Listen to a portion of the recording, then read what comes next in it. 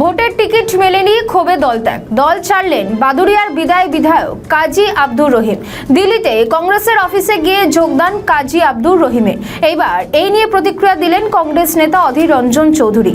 এখনো পর্যন্ত 43 লক্ষ বিচারাধীন। এইবার এই নিয়েও প্রতিক্রিয়া দিলেন অধীর রঞ্জন চৌধুরী। কি বললেন শুনুন।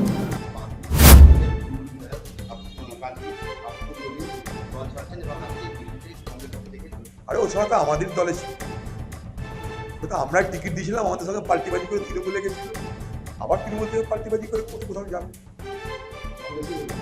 ভালো কথা, ওখানে টিকিট পাবে তাই হয়তো যোগ দিচ্ছে। ওকে আমরা টিকিট দিয়েছি শুধু না, এমএলএ করেছিলাম।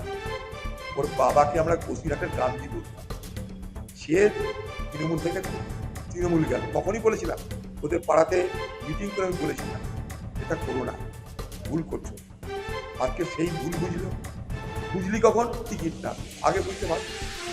কংগ্রেসে যোগদান করেছে, কংগ্রেস তাকে গ্রহণ করেছে, কারণ সে কংগ্রেস পরিবার এসছে। তার বাবাকে বসিরহাটের আমরা গান্ধী বলি, স্বাভাবিকভাবে তার ছেলে যোগদান করবে, ভালো খবর।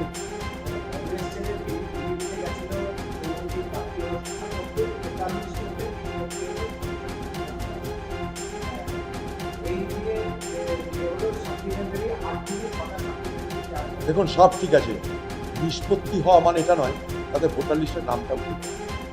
নিষ্পত্তি হয়ে কত লোকের নাম বাদ গেল সেটাকে দেখি, এবং সেটা কি সঠিক হয়েছে। আমি তো বলবো ভোট চলে এলো, দরজা খটখটা চিকাতে দরজা খুলে দিয়েছে ভোটে বাদ।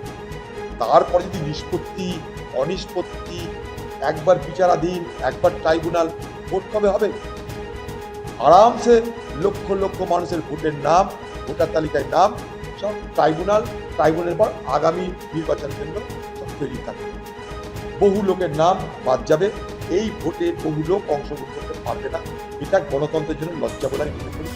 নির্বাচন কমিশন রাজ্য উভয় দ্বৈত সংঘাতে, আপনাদের মারামারিতে, একদিকে বিজেপি আর নির্বাচন কমিশন, আর একদিকে তৃণমূল আর মমতা ব্যানার্জি, এই দুয়ের মারামারিতে লক্ষ লক্ষ লোকের জিনা হারাম হয়ে। আমাদের ভিডিও ভালো লাগলে লাইক ও শেয়ার করুন, কমেন্ট সেকশনে আপনাদের মতামত জানান। আরও ভিডিও পেতে আমাদের চ্যানেলটিকে সাবস্ক্রাইব করুন এবং প্রতি মুহূর্তে খবরের আপডেট পেতে প্রেস করুন বেল আইকন।